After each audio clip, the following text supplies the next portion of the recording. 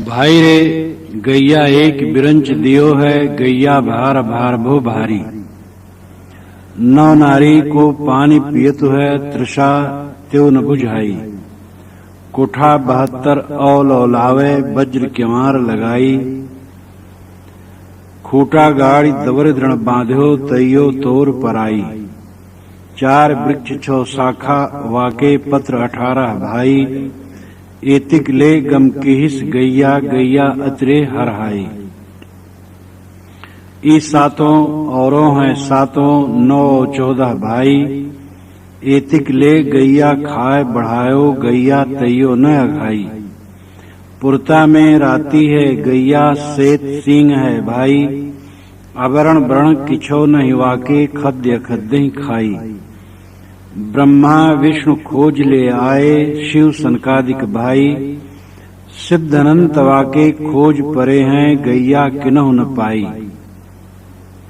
कहीं कबीर सुनो हो संतो, जो यह पद अर्थावे। जो यह पद को गाय विचारे, आगे हुए निर्वाह है। सदगुरु कबीर ने इस शब्द में गैया का वर्णन किया है। गाय मनोवृत्त के लिए उन्होंने गाय शब्द का प्रयोग किया है। गैया एक बिरंच दियो। बिरंच नाम ब्रह्मा विधाता। हिंदू परंपरा में कल्पना है कि ब्रह्मा ने सृष्टि को बनाया और उन्होंने ही प्राणियों को सब कुछ दिया। सतरजतम 3 गुण हैं। रज क्रियाशील है, सत पुष्टिकर है, तम क्षयकर है, क्षय करने वाला है। इन तीनों गुणों के प्रतिनिधित्व करने वाले 3 देवताओं की कल्पना है। रज के ब्रह्मा, सत के विष्णु, तम के महादेव। वस्तुतः विधाता कोई व्यक्ति नहीं, जड़ चेतन के अपने गुणधर्म, उनके शाश्वत नियम, यही मानो विधाता। सत्ता में विधि नियम है, जिसको वैदिक भाषा में ऋत कहते हैं, और उसी से सारी सत्ता चलती है। उसी विधि को, उसी प्रकृति के नियम को ब्रह्मा हम कह सकते हैं, विधाता कह सकते हैं। विधि विधाता है। द्रव्य और गति ये नित्य है। सत्ता नित्य है और सत्ता में उसका स्वभाव नित्य है। जड़ और चेतन दोनों नित्य पदार्थ हैं। दोनों के गुणधर्मों से सृष्टि चलती। तो सृष्टि कोई अलग से व्यक्ति नहीं बनाता है। यहां भी प्राय है प्रकृति ने मनुष्य को एक गाय दिया, जो मनोवृत्ति है। मनुष्य का जन्म हुआ, जन्म होता है और उसके साथ मनोवृत्ति आती है। वो मनोवृत्ति बहुत मूल्यवान है। गैया भार भार भो भारी। गैया भार है और आभार है और भारी। गैया भारी है, बड़ी महत्वपूर्ण है। अगर मनोवृत्ति न हो तो कोई ज्ञान विज्ञान का काम नहीं चल सकता है। मन ही से तो सारा ज्ञान विज्ञान का विकास होता है। इसलिए ये मनोवृत्ति रूपी गैया भारी है, बहुत कीमती है। लेकिन ये भार और आभार स्वरूप है। अगर इसका दुरुपयोग किया जाए तो ये बोझा हो जाए। दुरुपयोग करने ही से तो सारा बोझा है। आदमी का मन बैठने नहीं देता है, नींद नहीं लेने देता है, हरदम अशांत रहता है। जो दुरुपयोग करता है, गलत व्यवहार करता है, मन को नहीं समझ पाता है, तो ये मनोवृत्ति उसके लिए भार हो जाती है। लेकिन जो मन को समझता है, मन को ठीक रखता है, हल्का फुल्का रखता है, पवित्र करता है, उसके लिए आभार हो जाती है, हल्की हो जाती है, हल्की होकर के काम करती है। इस प्रकार मनोवृत्ति भार भी है और आभार भी है, बोझिल भी है और हल्की भी है। जैसा हम चाहें वैसा हो जाए। नौ नारी को पानी पिए तो है तृषा त्यों न बुझाई। ये 9 नालियों का पानी पीती है, तो इस पर भी इसकी प्यास नहीं बुझती। 9 नारी क्या है? शरीर में नाड़ियां, हजारों हजारों नाड़ियां, लेकिन मुख्य 9 नाड़ियों का वर्णन है। पूषा, पैसनी, गंधारी, हस्तिनी, कुहू, शंखनी, अलम्बुसा, गणेशनी तथा वारुणी। तो इससे ग्रथित ये काया मानो 9 नाड़ी। 9 नारी को पानी पिए तो है, 9 नारी से ग्रथित इस काया का ये मनोवृत्ति पानी पीती है, तब भी ये इसकी प्यास नहीं जाती। यानी शरीर का भोगों में दोहन करती है। मनुष्य भूलवश इंद्रियों के भोगों में निरंतर उन्मत्त रहता है, तब भी उसकी प्यास नहीं जाती।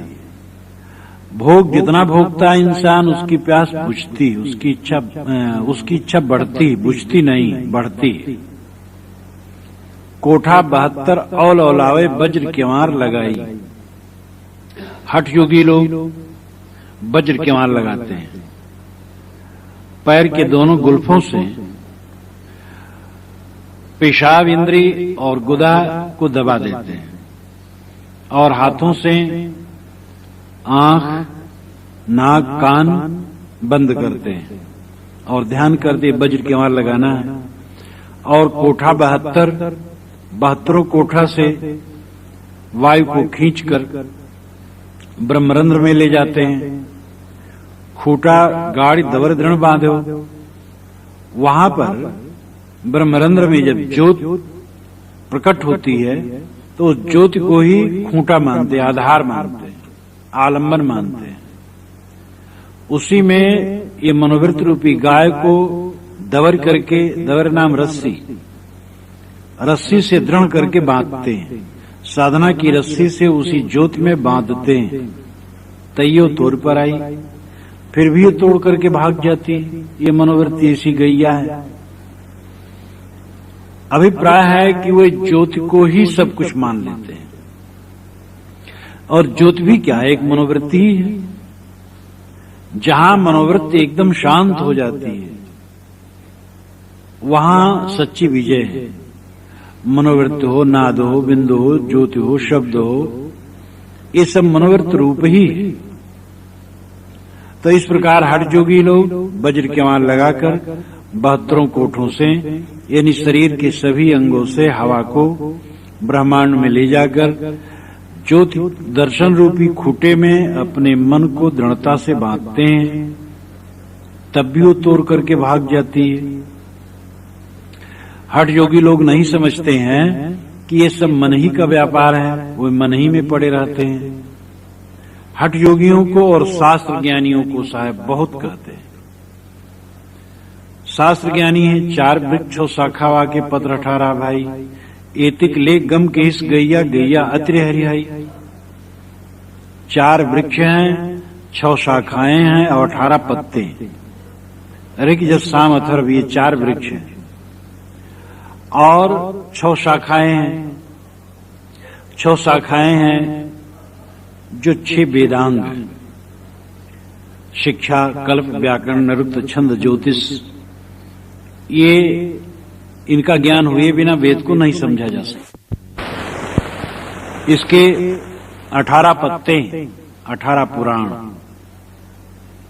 4 वेद, 6 वेदांग, 18 पुराण, ये सब को गैया चर गई। यानी 4 वेद रूपी 4 वृक्ष, 6 वेदांग रूपी 6 शाखाएं, 18 पुराण रूपी पत्ते, ये सब गैया चर गई। एतिक ले गम के हिस गैया, ये मनोवृत्ति ये सब को गम कर गई, खा गई। गैया अति हरहाई, ये गैया बड़ी हरहट है। 4 वेद बने, चारों वेदों के बाद ब्राह्मण ग्रंथ बने,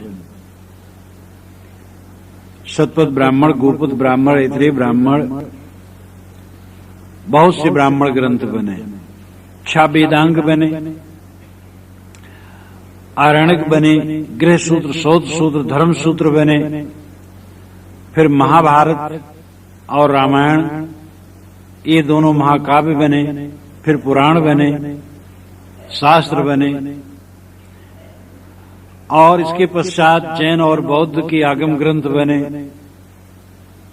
ये सब बने और इनको पढ़ गुन करके इंसान पंडित हो गया, लेकिन गैया स्थिर न हुई। बहुत पढ़ा, बहुत गुना, बहुत बड़ा पंडित हुआ, लेकिन मन स्थिर नहीं हुआ, तो बहुत पढ़ गुन करके क्या किया? साहब कितनी करारी मार मारते हैं। ये 4 वृक्ष, 6 शाखाएं, 18 पत्ते, चर गई गैया। 4 वेद पढ़ लिया, 6 शाखाओं को, वेदांगों को पढ़ लिया और 18 पुराणों को पढ़ लिया, लेकिन ये गैया इतनी हरहट कि स्थिर न हुई। इस 7 औरों हैं, 7 9 और 14 भाई। एतिक ले गैया खाए बढ़ायो, गैया तयो ने अघाई। इस 7 अब 7 और 7 9 और 14 साहब संख्यावाचक कहते हैं। बीजक भर में साहब संख्यावाचक जगह जगह कहते हैं, और जहां संख्यावाचक है वहां अर्थ विचारक या व्याख्याकार अपनी रुचि के अनुसार कोई भी संख्या ले सकते हैं, क्योंकि साहब ने कोई स्पष्ट निर्देश नहीं किया है कि ये 7 कौन है।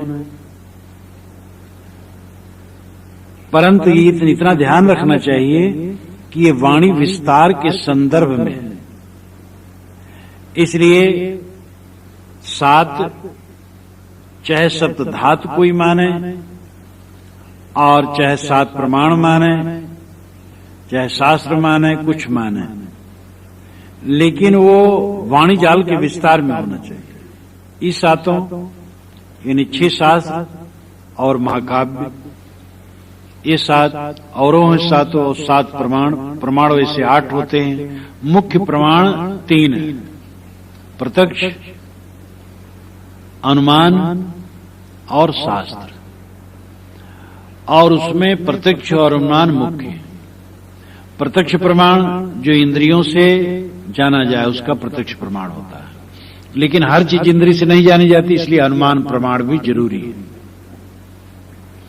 उसके पश्चात शास्त्र प्रमाण, फिर और प्रमाण चलते हैं, 8 होते हैं, लेकिन उसमें रुचि के अनुसार 2 प्रमाण, 3 प्रमाण, 4 प्रमाण, 5 प्रमाण, 6 प्रमाण, 7 प्रमाण लोग मानते हैं। हर शास्त्रकार अपने प्रमाण की एक सीमा रखते हैं। मानो 7 प्रमाण है, 6 शास्त्र और 7वां महाकाव्य, ये 7 और 7 प्रमाण, 9 व्याकरण। व्याकरण एक ही विषय है, लेकिन इस पर चिंतन करने वाले अनेक हुए, मुख्य 9 हुए। वो 9 व्याकरण पढ़ डाला और 14 विद्याएं पढ़ डाली। ये सब का विवरण व्याख्या में है, वहां से पढ़ के मनन कर लेना चाहिए। ये सब को पढ़ गुन करके भी एतिक ले गैया खाए बढ़ाओ, इतना ले करके गैया ये मनोवृत्ति इनको खा करके, चर के, आत्मसात करके बढ़ायो, अपने कदम और आगे बढ़ाई। गैया तैयो न अगाई, तिस पर भी ये गैया नहीं अगाई। सारे शास्त्रों को पढ़ डाला, लेकिन तृप्ति नहीं हुई, शांति नहीं मिली। और अगर जीवन में शांति न मिले तो सब पढ़ना गुनना किस काम का है। पुरता में राती है गैया, सेत सिंह है भाई। साहब कहती है गैया पुरता में राती। पुरता नाम तृप्ति, पूर्ण करना। ये गैया सदैव पूर्ण करने में राती रहती है, आसक्त रहती, लीन रहती, ये नहीं चाहती है कि तृप्त हो जाए। तो गैया का लक्षण तो अच्छा है, मनोवृत्ति चाहती है कि तृप्ति हो, लेकिन हम उसको ऐसी चीज देते हैं जो तृप्तिकर नहीं। जैसे एक आदमी हो, प्यासा हो, और वो पानी के लिए कुएं पर जाए और कुएं का पानी सड़ा है, तो कैसे पिएगा? वो आगे जाएगा, और फिर आगे गया तो वहां का पानी भी सड़ा है। पानी अगर सड़ा मिलेगा तो आगे आगे वो बढ़ता जाएगा। तो इसमें उसका दोष नहीं है, दोष है कि पानी सड़ा है। अच्छा कुआं के पास पहुंच जाएगा तो पी लेगा, तृप्त हो जाएगा। हम अपनी मनोवृत्ति को ऐसी वस्तु देते हैं जो सड़ी होती है, इसलिए वो तृप्त नहीं होती। अभिप्राय है कि हम भोग देते हैं मन को, और भोग में विश्राम नहीं है, इसलिए मन भटकता रहता है। अगर उसको हम भोग न दे करके संतोष दें और आत्म अभिमुख करें, विषय अभिमुख न करें, तो तृप्त हो जाए। क्योंकि तृप्ति बाहर नहीं है, तृप्ति अंदर है। भोगों को भोग करके तृप्ति नहीं होती, भोगों का त्याग करके तृप्ति होती है। पूर्णता में राती है गैया, ये गैया पूर्ण करने में राती है, ये संतुष्टि चाहती है। श्वेत सिंह है भाई, साहब कहते हे भाई, इसके सिंह श्वेत है, श्वेत नाम श्वेत, उज्जवल। सिंह सिर पर होता है, मतलब है कि लक्षण इसके उजले। मनोवृत्ति कुंभई बाधा जल रहे, जल बिन कुंभ न होए। ज्ञान ही बाधा मन रहे, मन बिन ज्ञान न हो। घड़े के बंधन में ही पानी टिकता है, लेकिन पानी के बिना घड़ा नहीं बनता है। पानी मिट्टी में मिला के तब घड़ा बनता है। ज्ञान के बंधन में ही मन स्थिर होता है, लेकिन मन के बिना ज्ञान नहीं होता है। तो ज्ञान काम की चीज, मन काम की चीज है, मनोवृत्ति काम की चीज है। इसलिए इस श्वेत सिंह है भाई, इसके लक्षण उज्जवल है। आवरण वर्ण किछो नहीं वाके, आवरण नाम रंग रहित, वर्ण नाम रंग सहित। कोई गाय हो तुम्हारी फसल में खाई हो और उसको खदेड़े हो, भाग गई हो, उलाना देने जाओ, वो पूछे किस रंग की गाय है, और तुम बता न पाओ किस रंग की गाय है, तो कह देगा मेरी गाय नहीं है। गाय का कोई रंग होता है, लेकिन साहब कहती इस गाय कोई रंग नहीं है, ये बहुरंग वाली है। ये मन की वृत्ति कैसी दुष्ट है, शुभ में मिल करके अशुभ ला देती। बड़ी सतर्कता की जरूरत है साधक को। जो निरंतर सावधान रहेगा वो मन से अपने को बचा पाएगा। शुभ में मिल करके मन अशुभ में पटक देता है। काल जाल की पटरिया अंदर में बहुत सटी हुई है और साधक भटक जाता है। तो वैराग बढ़ता है, अभ्यास बढ़ता है, बढ़ते बढ़ते दिव्य स्थिति आती है। इसलिए साधक को बड़ी सावधानी रखनी चाहिए। आवरण वर्ण किछो नहीं वाक्य, वाक्य नि मनोवृत्ति रूपी गाय के, न रंग है न बेरंग है। कुछ कहना मुश्किल है, मन किस रूप में उपस्थित होता है कुछ कहना मुश्किल है। ये किसी रूप में उपस्थित होकर के तुम्हें गड्ढे में गिरा सकता है। इसलिए सदैव सावधान रहना। बहुत छली है, बहुत धोखेबाज है। खाद्य खद्य ही खाई, ये खाद्य और अखाद्य दोनों को खाती, खाद्य और अखाद्य इसका शुद्ध शब्द है। ये खाद्य को भी खा जाती है, अखाद्य को भी खा जाती है। गाय होती है घास चरती, मांस नहीं खाती है। लेकिन जो मनोवृत्ति रूपी गाय है ये खाद्य को भी खाती है, अखाद्य को भी खाती है। जो ग्रहण करने योग्य है उसको भी ग्रहण करती, जो नहीं ग्रहण करने योग्य उसको भी ग्रहण करती। यही मनोवृत्ति की गंदगी है और इसी को दूर करने वाला साधक है। जो खाद्य को खाए, खाद्य को न खाए, वह मनोवृत्ति सही, उचित बर्ताव, जीवन में उचित बर्ताव, अनुचित बर्ताव न हो। ब्रह्मा विष्णु खोज ले आए शिव सनकादिक भाई, सिद्ध अनंत वाके खोज परे हैं गैया किन्हों न पाई। साहब कहते हैं ब्रह्मा विष्णु शिव सनकादि और अनंत सिद्ध गाय को खोज रहे हैं और खोज करके ला करके बांधना चाहते हैं, लेकिन गैया किन्हों न पाई, कोई गैया को पाया नहीं, पकड़ नहीं पाया, भागती रही। यहां साहब बहुत बड़े बड़े नाम गिना देते हैं। ब्रह्मांड विष्णु शंकर तो मानो गृहस्थ थे, संसारी थे। पुराणों में इनकी कहानियां भी ऐसी हैं जो शिथिल आचरण की, लेकिन सनकादि और अनंत सिद्ध ये तो वैराग्यवान थे। इनको साहिब क्यों कहते हैं? इनको इसलिए कहते हैं कि ये लोग भी मनोवृत्ति में ही लगे रह गए, मनोवृत्ति को ही सब कुछ मान लिए। अगर आदमी भोगों में सुख खोजता है तो मानो मनोवृत्ति के पीछे भगा फिरता है और उसकी मनोवृत्ति कभी शांत नहीं हो सकती। लेकिन परमात्मा या मोक्ष भी अपने से अलग समझता है तो भी मनोवृत्ति के पीछे ही भागता है। मैं सर्वत्र व्यापक हूं लोग कहते हैं, लेकिन ये मनोवृत्ति के अलावा कुछ नहीं है। अनुभव किसी को नहीं होता मैं सर्वत्र व्यापक हूं।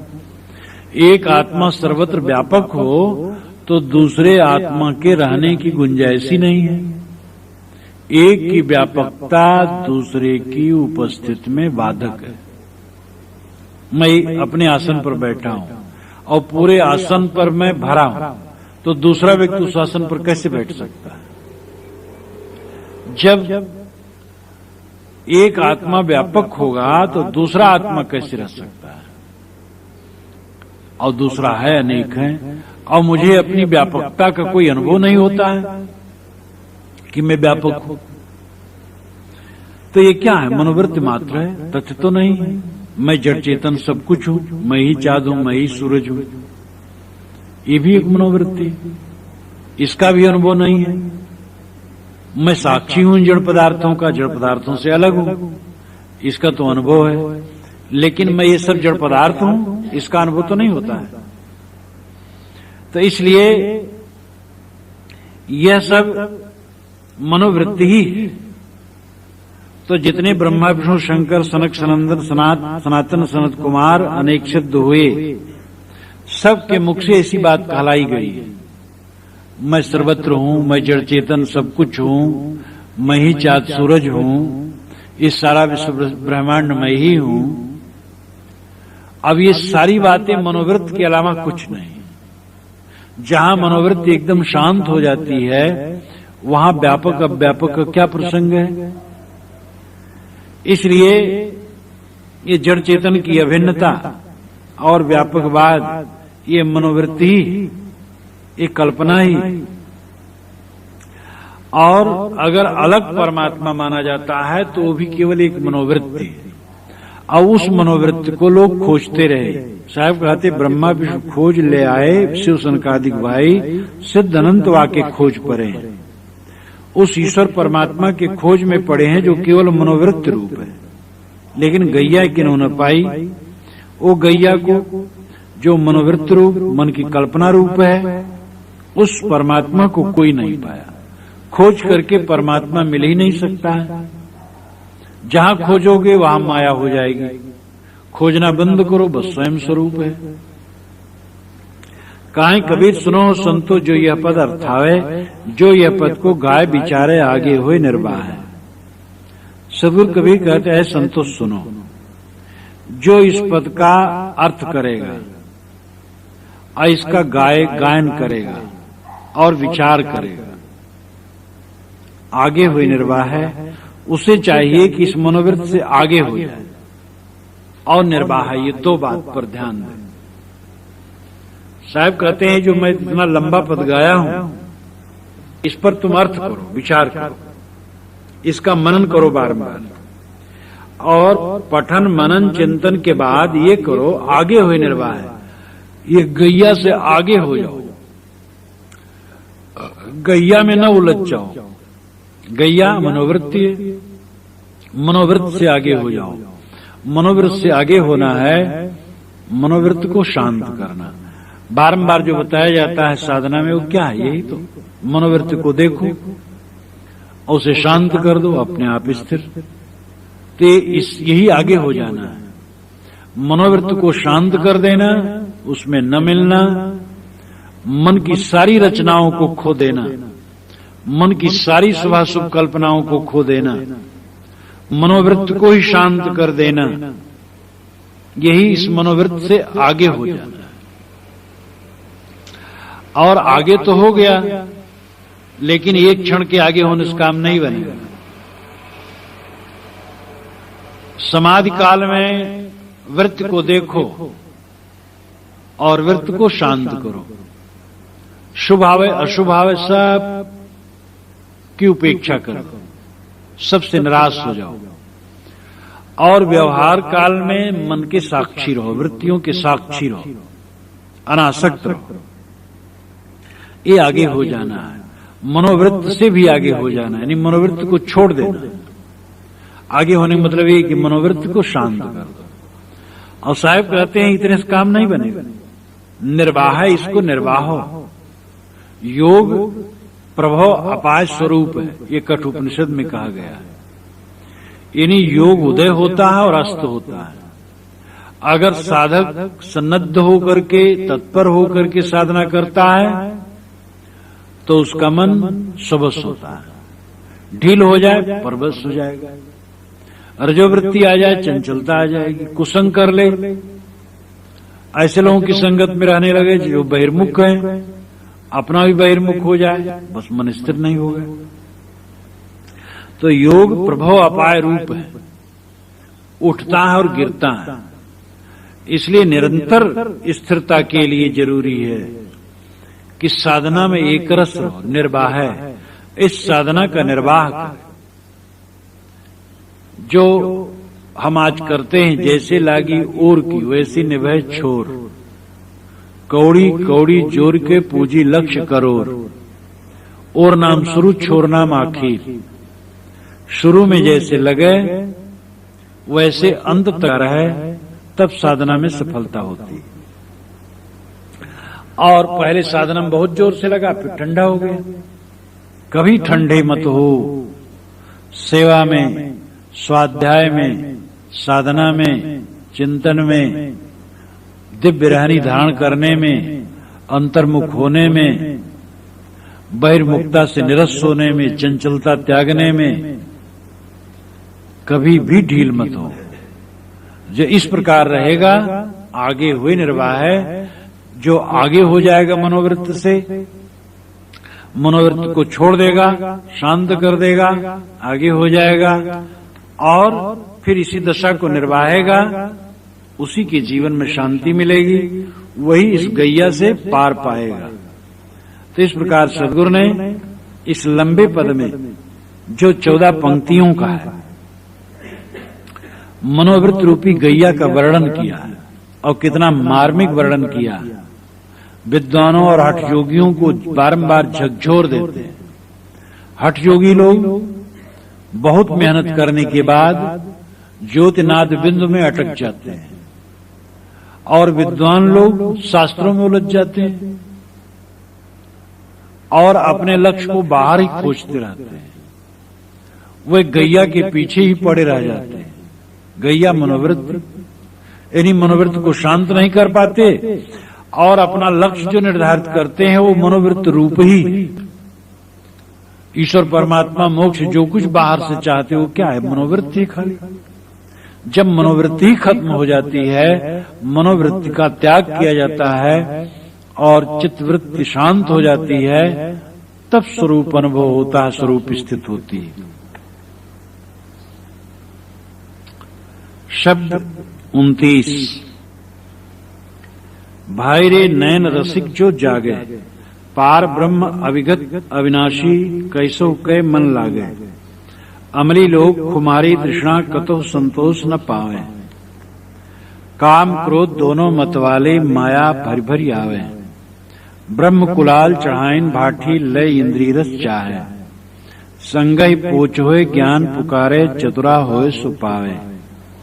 संकट सोच पोच यह कलिमा बहुतक व्याध शरीरा, जहां धीर गंभीर अति निश्चल तहां उठ मिलो कबीरा। भाई रे नयन रसिक जो जागे। मानो कोई ऐसा व्यक्ति आया हो साहब के पास जो नयन रसिक हो। कुछ लोग होते हैं जो रूप में अति आसक्त हो जाते हैं। साधारण कुछ होते हैं कि किसी को रूप देख के नहीं खींचते। ये मनोवृत्ति सबकी अलग अलग होती है। किसी में काम की भावना ज्यादा होती है, किसी में लोभ ज्यादा होता है, किसी में क्रोध ज्यादा होता है। ये मनोवृत्ति भी अलग अलग होती है। एक व्यक्ति भोजन कर रहा था और भोजन करते करते एक युवती को देख लिया। तथाकथित वो रूपवती थी, भोजन नहीं कर पाया, मन व्याकुल हो गया। वो युवती वहां से हट गई, आई उठ गई चली गई। अब वो नहीं खा पाया, थोड़ा भोजन किया छोड़ दिया, मन बेचैन हो गया। एक बूढ़ा एक युवती को देख करके मोहित हो गया। युवती समझ गई, वो अंदर गई, वो भी अंदर घुसा बलात्। तो उसने फाटक बंद कर लिया। जैसे फाटक बंद के मुंह पर पड़ा, सब खूनिया खून हो गया। रूप के मोह में आदमी मूढ़ बन जाता है और है मिथ्या। हाण चाम का ढांचा, टट्टी पेशाब, दुर्गंधिक घर। नयन रसिक जो जागे। नयन रसिक नेत्रों से रूप देखने के मोही। लाक्षणिक अर्थ है पांचों विषयों में डूबने वाले जीव।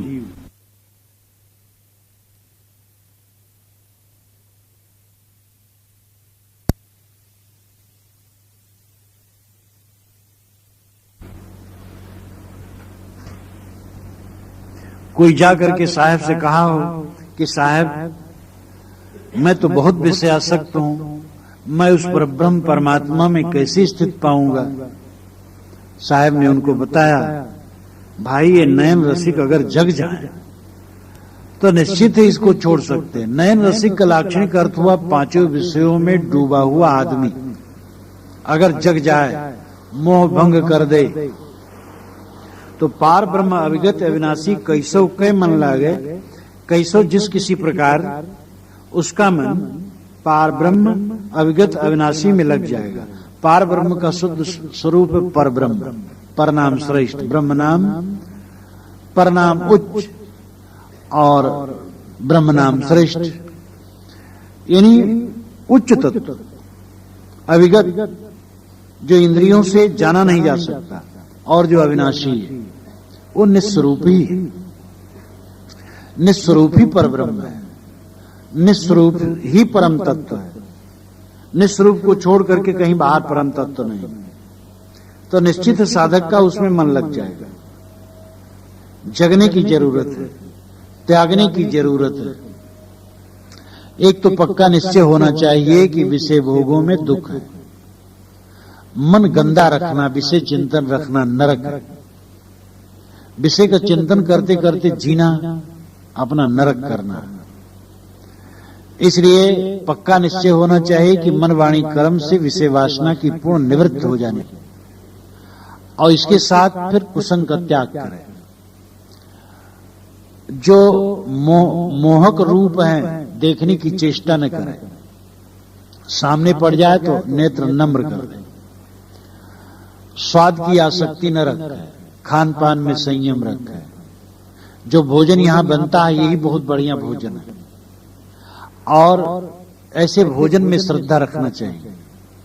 मन की शांति में भी ये सहायक है और स्वास्थ्य के लिए बहुत हितकर है।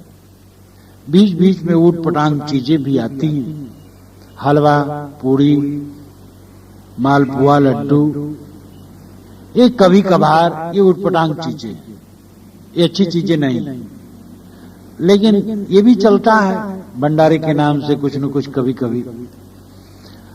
अब किसी को तबीयत खराब हो तो इसको खाने नहीं चाहिए, तबीयत न खराब हो तो हल्का रूप में खा ले, कोई हर्ज नहीं। बराबर खाने से नुकसान करेगा, लेकिन सहज रूप जो भोजन है, अन्न पानी योग, पानी में पकाकर अन्न खाना और इसमें जब निष्ठा हो जाती है तब इसका रस मिलता है। ये तो आदत खराब कर लिया गया है, खा खा करके मिर्च मसाले कड़वे खारे खा खा करके आदत खराब कर ली गई है। इसलिए आदमी समझता फीके में उसको खराब लगता है। तो पांचों विषयों से हमें निरस्त होना चाहिए सब तरफ से, और सब तरफ से निरस्त होकर के कोई अंतर्मुख हो सकता है। कुसंग का त्याग, साधु संगत, स्वाध्याय, मनन, चिंतन, कैसव के मन लागे, कैसव का नाम किसी प्रकार, जिस किसी प्रकार, जिसका पक्का निश्चय हो जाएगा साधना में बढ़ता जाएगा। अनेक साधना करते करते वो निर्विषय हो जाएगा, और जो परब्रह्म है, अविगत अविनाशी जिसे हम कहते हैं, वो और कुछ नहीं, निस्वरूप ही, और निस्वरूप में उसकी लगन लग जाएगी। अमली लोग कुमारी तृष्णा कतहु संतोष न पाए। अमली कहते आदती को, उनको तृष्णा की खुमारी चढ़ी रहती। खुमारी कहते नशा। तो तृष्णा का नशा उन्हें चढ़ा रहता है। कहीं भी आदत, तंबाकू खाने वाले को तंबाकू बिना चैन नहीं, मिट्टी खाने वाले को मिट्टी, राख खाने वाले को राख के बिना चैन नहीं, काम भोग में उन्मत्त व्यक्ति को काम भोग के बिना चैन नहीं, स्वाद की इच्छा रखने वाले, मिर्चा खाने वाले को मिर्चा के बिना चैन नहीं, मिर्चा न मिले भोजन कर ही न पावे, खटाई की इच्छा रखने वाले, खटाई की आदमी को खटाई न मिले तो भोजन पसंद नहीं, अधिक खारा खाने की इच्छा रखने वाले, फीकी सब्जी फीकी दाल उनको धंसते नहीं है। आदत बना लो, किसी मनुष्य में मोह करने का आदत बना लो, वो न रहे तो बेचैन, सामने उसको देखो तो थोड़ी प्रसन्नता, नहीं तो बेचैन। कोई पदार्थ, कोई प्राणी, कोई स्थान, भूमिका में राग बना लो तो उसके बिना बेचैनी। ये सब महारोग है। जहां तक दिखाई सुनाई देता है, जहां तक ये सब दृश्य है, इनमें कहीं राग बना लेना, आदत बना लेना, अपने को फांसी के तख्ते पर लटकाने से भयंकर है। हमारी विशेषता, हम सबसे मुक्त हैं, किसी मनुष्य के मोह में न पड़े, वस्तु के मोह में न पड़े, किसी भोग की आदत में न पड़े, अपने आप को चारों तरफ से बिल्कुल छुड़ाएं। ये हमारी विशेषता होनी चाहिए। कहीं राग कर लो, वो चीज रहेगी नहीं। किसी मनुष्य से राग करो, मनुष्य चला जाएगा। पदार्थ से राग करो, भी खो जाएगा। जहां क्षण क्षण आता और जाता है पदार्थ, वहां कोई राग करेगा तो बेवकूफी तो बनेगा। साहब कहते अमली लोग खुमारी तृष्णा, आदती लोगों को तृष्णा की खुमारी, तृष्णा का नशा चढ़ा रहता है, इसलिए कतहु संतोष न पावे। वे कहीं संतोष नहीं पाते, सब समय भटकते रहते हैं। जो चित्त की चंचलता का कारण है, वह भोग सुखद कहां है। किसी मनुष्य में राग करना, किसी पदार्थ में राग करना चित्त की चंचलता का कारण है, तो सुखद कहां हुआ हो। तो ऐसे लोग कहीं संतोष नहीं पाते। काम क्रोध दोनों मतवाले, माया भर भर आवे। काम और क्रोध ये दोनों मतवाले हैं। इन्हीं दोनों वृत्तियां उन्मादनी, काम का उन्माद, क्रोध का उन्माद, माया भर भर आवे। ये माया भर भर करके आती हैं, ये दोनों वृत्तियां, और जीव को डुबाती हैं। यहां दो कहा, लाक्षणिक अर्थ में काम क्रोध लोभ, ये सब है। तीन नरक के द्वार कहे गए। और मुख्य काम, काम सफल होता है तो लोभ हो जाता है, और काम असफल हो गया तो क्रोध हो जाता है। इसलिए मुख्य काम, क्रोध और लोभ कुछ नहीं। काम निवृत्त हो जाए तो लोभ न रहे, क्रोध न रहे। काम यानी कामना, हमारी कामना है अमुक आदमी हमारी ये बात माने, ऐसे चले, ऐसे रहे, और नहीं माना, नहीं चला, नहीं रहा, हम क्रुद्ध हो गए। चला, माना, रहा, हम उसमें लोभ कर लिए, मोह कर लिए। तो अनुकूलता में लोभ, प्रतिकूलता में क्रोध हो जाता है। काम, क्रोध, लोभ ये नरक के द्वार है, काम मूल है। साहब कहते काम क्रोध दोनों मत वाले, काम और क्रोध ये दोनों मनोवेग उन्मादी है। माया भरी भरी आमे, ये माया भर भर करके आती है, यानी मनुष्य की वृत्ति में ये माया भरती है। काम के वशीभूत होकर के आदमी ऐसा गलत आचरण कर लेता है जो निंदनीय होता है। क्रोध में आकर के आदमी ऐसा आचरण कर लेता है जो जिंदगी भर रोता है। उद्वेग में आकर के किसी को मार दिया और वो मर गया। मार नहीं डालना चाहता था लेकिन उद्वेग में आ गया, अब आजीवन कारावास भोगे। तो ये काम क्रोध उन्मादी उद्वेग है, मतवाले उद्वेग है। ये माया भर भर करके लाते हैं और जीव को डुबाते हैं। ब्रह्म कुलाल चढ़ाइन भाटी लय इंद्रिय रस चाहे। ब्रह्म का अर्थ ब्रह्मवादी। साहब कहते हैं ब्रह्मवादी कुलाल हो गए। कुलाल नाम कलवार। ये भाटी चढ़ाए, भाटी चूल्हा पर चढ़ाए घड़ा शराब बनाने के लिए, और इंद्रियों से उसका रस चाहते हैं। मतलब है कि अपने कहते हैं हम ब्रह्मवादी हैं, और जड़ चेतन एक की कल्पना करते हैं। एक नशा है, मैं ही चाँद हूं, मैं ही सूरज हूं, मैं ही पृथ्वी हूं, मैं ही सब कुछ हूं, मुझसे अलग ये क्या है। एक स्वामी जी और हम दोनों बैठे थे बहराइच जिले में।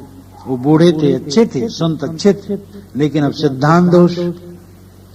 उन्होंने एक घास उठाई और कहा देखो स्वामी जी, अब ये घास है, जड़ है, मैं चेतन हूं, लेकिन अंत में दोनों एक है, दोनों में क्या फर्क है।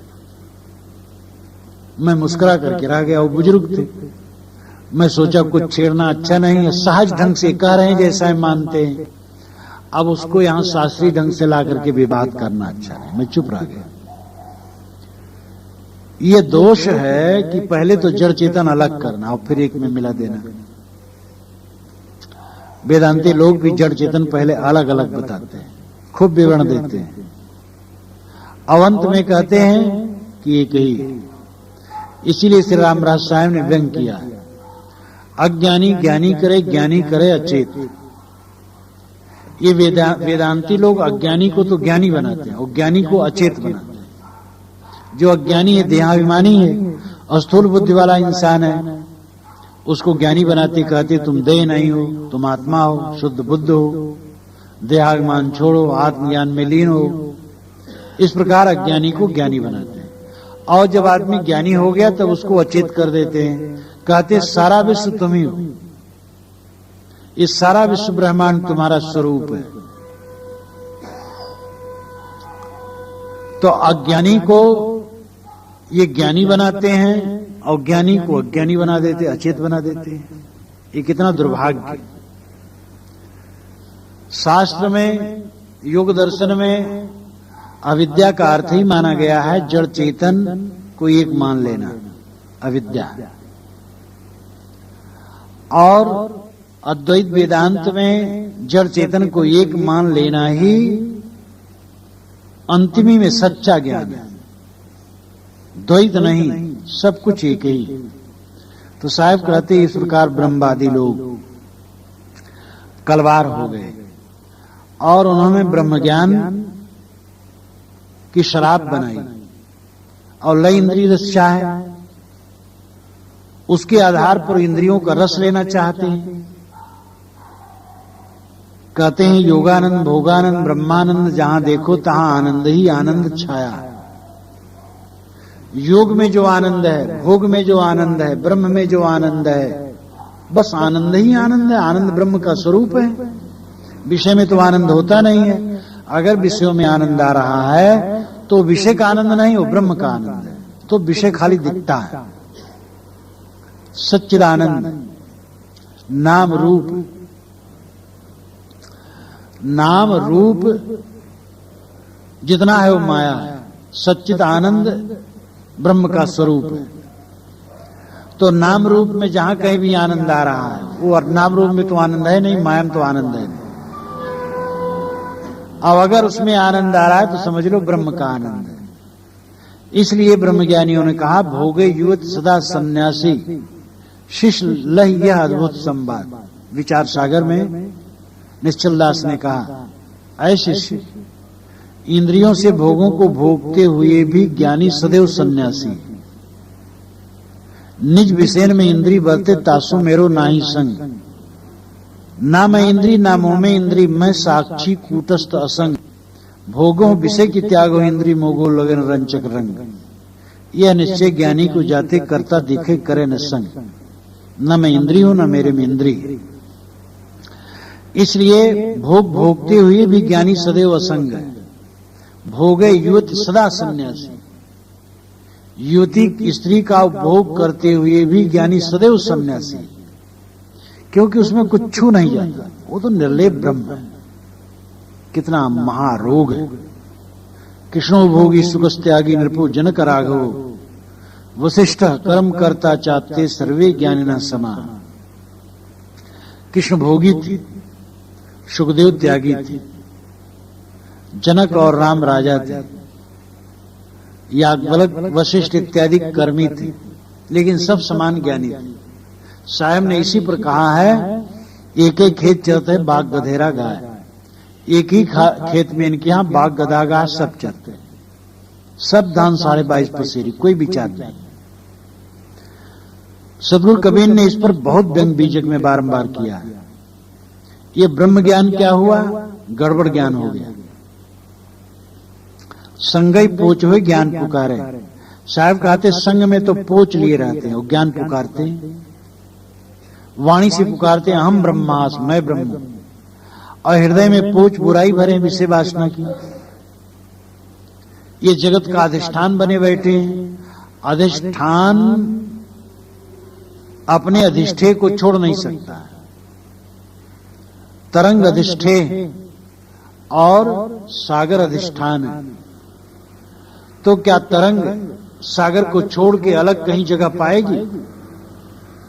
घड़ा अधिष्ठे है, पृथ्वी अधिष्ठान है। पृथ्वी छोड़ करके घड़ा कहां रहेगा? जगत अधिष्ठे है, ब्रह्म अधिष्ठान है। तो ये जगत ब्रह्म को छोड़ के कहां रहेगा? इसीलिए तो जल तरंग न्याय ब्रह्म जगत ये को मानते हैं। यही तो साथ में बुराई लिए रहना है, पोच है, बुराई है। कपिल महाराज ने जो कहा था वही सही रास्ता है। प्रकृत पुरुष का विवेक, प्रकृति को त्याग करके पुरुष अपने स्वरूप में स्थित हो जाए, जड़ को त्याग करके निस्वरूप में स्थित, और जड़ चेतन एक मान लेना। ये तो बुराई को लेकर के ज्ञान पुकारना है। हृदय में जगत की वासना भरे रहे और हम ब्रह्मास्म कहता रहे। एक तरफ कहे मैं ब्रह्म ज्ञान, मैं ही ब्रह्म हूं, और दूसरे तरफ कहे सारा जगत मेरा ही स्वरूप है। कितना उल्टा है। चतुरा होए सो पावे। वो लोग कहते चतुर होगा वो स्थिति को पाएगा, उसके लिए भोग मोक्ष दोनों साथ। कुछ त्याग नहीं करना है, बस इतना समझना है कि मेरी आत्मा में कुछ नहीं, मैं निर्लेप आत्मा हूं। इतना मान लिया, समझ लिया, तो इंद्रियां भोगों में लगी रहे, कोई फर्क नहीं पड़ता। अब इसका मतलब नहीं है कि जितने अद्वैत ब्रह्मज्ञानी हैं सब ऐसे होते हैं। सिद्धांत तो सबका यही है, लेकिन उसमें भी वैरागवान सदाचारी होते हैं। लेकिन सिद्धांत दोष ऐसा है, ये बड़ा गड़बड़ है। एक ब्रह्मज्ञानी ने जब ये बात रखी तो मैंने कहा, क्या इंद्रियों को भोगने से, इंद्रियों से विषयों को भोगने से दोष नहीं लगेगा? कहने कुछ नहीं लगेगा।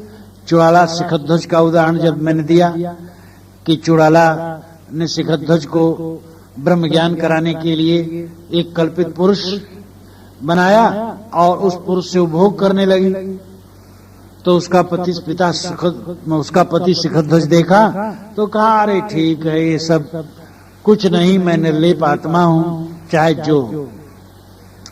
तो उन्होंने कहा, हाँ हाँ, अपनी इच्छा ना हो, फिर जो कुछ करे कोई फर्क नहीं पड़ता है। हमने कहा धन्य हो महाराज, बिना इच्छा के कोई भोग करेगा? ये ब्रह्म ज्ञान में महा घोटाला है, महा अहितकर है। इसलिए साहब कहते हैं बहुत गलत बात है। जड़ अलग है, चेतन अलग है। भोगी आदमी ज्ञानी कभी नहीं हो सकता है। ब्रह्म शब्द ठीक है, ब्रह्म नाम बड़ा, ये जीव ही आत्मा ही बड़ा है और अपने स्वरूप की स्थिति विषय वासना के त्याग से होती है। ब्रह्मज्ञानी कहते चतुरा हो सो पावे। जो चतुर होगा वह इस ब्रह्म ज्ञान को पाएगा और उसके लिए भोग योग सब बराबर है। संकट सोच पोच यह कलिमा बहुतक व्याध शरीरा, जहां धीर गंभीर अति निश्चल तहां उठ मिलो कबीरा। संकट का अभिप्राय है विपत्ति। धन का हरण हो जाए, पुत्र का मरण हो जाए और जो अनुकूलता है प्रतिकूलता के रूप में बदल जाए, यह संकट है। सोच नाम चिंता, पोच नाम बुराइयां मलिनता। साहब कहते यही कलिमा नाम पाप। संकट सोच पोच यह कलिमा बहुतक व्याध शरीरा, और शरीर में बहुत व्याधियां, शरीर में अनेक रोग हैं। इसलिए जहां धीर गंभीर निश्चलता उठ मिलो कबीरा। हे कबीरा, हे लोगों, जहां धीर गंभीर अत्यंत निश्चल पुरुष है वहां उठ करके मिलो। ऐसे विवेकवान पुरुष जो धीर हैं, धीर का मतलब जो विषय वासना के त्यागी और स्वरूप स्थित की दशा में और गंभीर हैं, जिनकी रहनी पवित्र है, अति निश्चल, अत्यंत निश्चल है, अडिग स्वरूपस्थ पुरुष, तहां उठ मिलो कबीरा।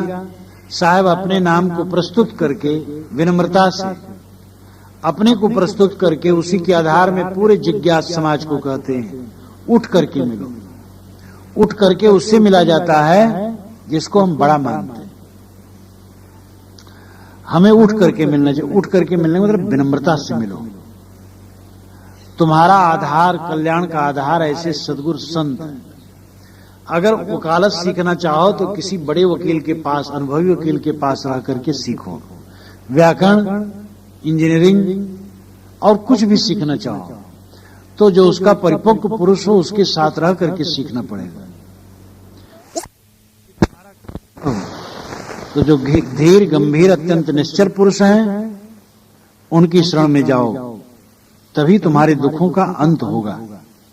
भाई रे गैया एक बिरंची दियो है, गैया भार आभार भव भारी, गैया भार आभार भव भारी। गैया एक बिरंची दियो है, गैया भार आभार भव भारी, गैया भार आभार भव भारी। नौ नारी को पानी पियत है, नौ नारी को पानी पियत है, तिरसा त्यों ना बुझाई भाई रे। गैया भार आभार भव भारी, गैया भार आभार भव भारी।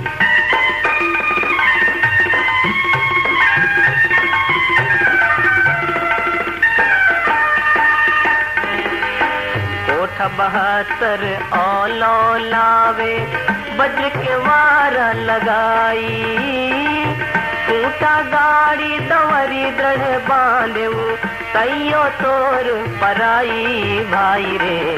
गैया भार आभार भव भारी, गैया भार आभार भव भारी।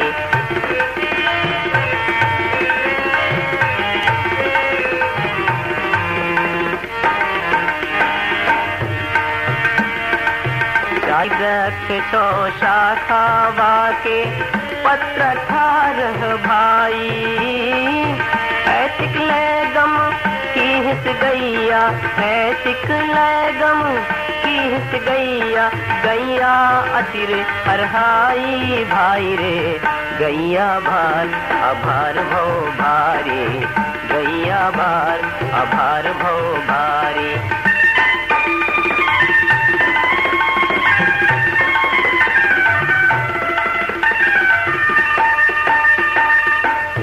सातों औरों है सातों 9 14 भाई, ऐसिकले गैया खाए बढ़ायो, गैया त्यो न अघाई भाई रे, गैया भार अभार भव भारी, गैया भार अभार भव भारी।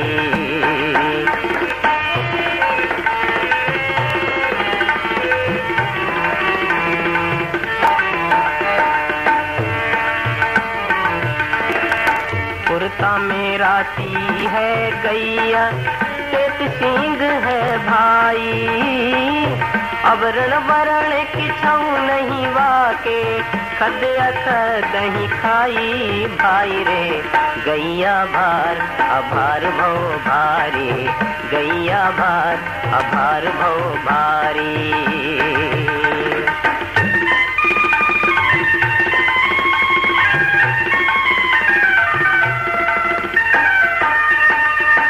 ब्रह्मा विष्णु खोजी ले आए, शिव सनकादिक भाई, सिद्धि अनंत वाके खोज परे हैं, गैया की नहु न पाई भाई रे, गैया भार अभार भव भारी, गैया भार अभार भव भारी।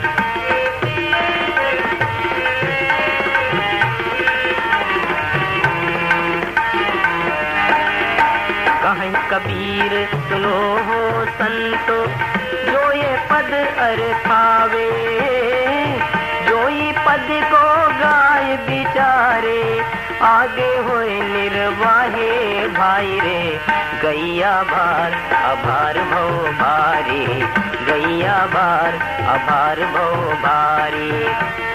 भाई रे गैया एक बिरंची दियो है, गैया भार अभार भव भारी, गैया भार अभार भव भारी, गैया भार अभार भव भारी।